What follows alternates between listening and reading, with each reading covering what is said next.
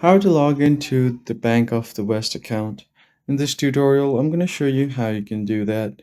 First thing you can do is search for Bank of the West on your web browser and head over to botw.bank. Now, once you land on this page, you can just go ahead and head over to online banking and you'll get an option to enter your username and password. Simply go ahead and provide your username as well as your password that's connected to your account.